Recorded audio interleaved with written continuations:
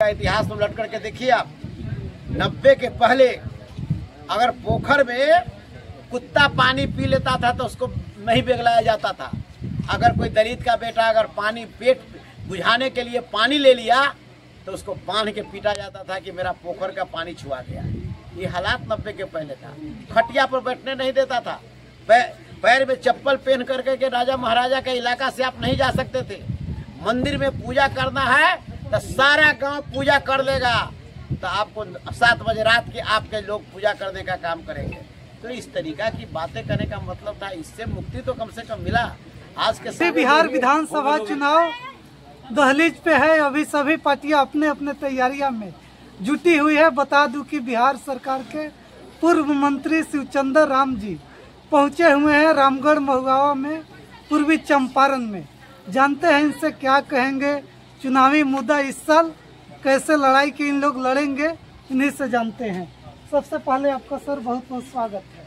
नहीं, आपको भी और आपके चैनल को पसंद करने वाला, देखने वाला, सुनने वाला सभी को मेरे तरफ से ढेर सारी शुभकामनाएं। जी, क्या कुछ कहिएगा 2025 चुनाव पे, क्या कुछ कहिएगा? देखिए 2025 का चुनाव जो है वो चुनाव ऐतिहासिक होगा। 20 साल बनाम और तेजस्वी यादव का नाम, ये चुनाव होगा। तेजस्वी प्रसाद यादव जी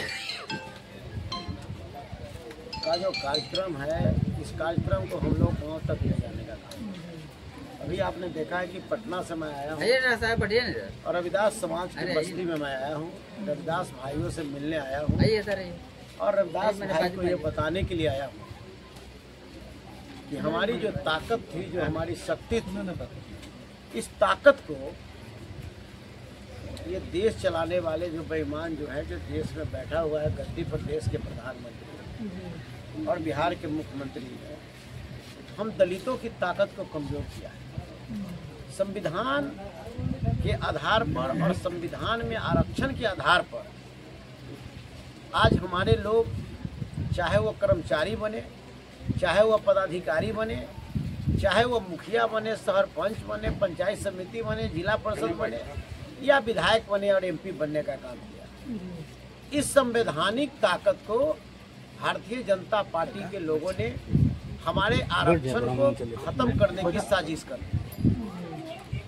जिसके लेकर के पूरे बिहार में राष्ट्रीय जनता दल परिवार तेजस्वी यादव जी के नेतृत्व में संविधान बचाओ देश बचाओ का कार्यक्रम में हम लोग लगे हुए हैं। हमारा कट ऑफ मार्क्स खत्म कर दिया, हमारा प्रगति में आरक्षण खत्म कर दिया, हमारा उच्च शिक्षा में 200 रोस्टर उसको खत्म कर दिया गया और निजीकरण कर करके बाबा साहब का दिया हुआ आरक्षण को समाप्त किया गया। आज हमारा संविधान खतरा में है। हम संविधान को बचाने की कोशिश में लगे हैं। हमारे नेता संविधान बचाने की बात कर रहे हैं और सभी जगह जा रहे हैं। आज क्या हो रहा है, आज हम दलितों के साथ क्या अन्याय हो रहा है। भारतीय जनता पार्टी और जेडीयू दोनों मिल करके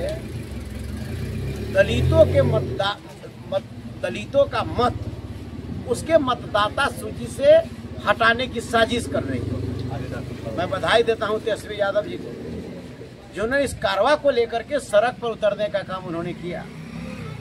अब बताइए, चुनाव आयोग कहते हैं कि जनवरी 2025 में हमने प्रकाशन कर दिया वोटर लिस्ट। जब आप 2025 में आपने जनवरी 2025 में वोटर लिस्ट को आपने जब प्रकाशन कर दिया तो आप उसके पहले आप रिव्यू क्यों नहीं की? आपने समीक्षा कर करके एक बार प्रकाशन क्यों नहीं किया? तो जब मान के चलिए कि जब सब प्रकाशन आपने कर दिया, गवर्नमेंट का रुपया उस पर खर्च हो गया और अब आकर के कहते कि नहीं हम समीक्षा करने का काम करें। हम कहें कि नहीं समीक्षा करिए, हम तैयार हैं समीक्षा के लिए। हम ये नहीं कहते कि हम तैयार नहीं है, समीक्षा करिए। लेकिन आपने 11 कॉलम बनाया कि मतदाता सूची में नाम उसी के रहेगा जो 11 प्रमाण पत्र में से किसी एक प्रमाण पत्र को देगा। तो हम तो बिहार की सरकार और चुनाव आयोग और देश की सरकार से पूछना चाहते हैं आपने आधार को आपने आधार को क्यों अलग किया? आपने मनरेगा कार्ड को अलग क्यों किया? आप जो है कि राशन कार्ड को आपने अलग क्यों किया? क्या कारण है?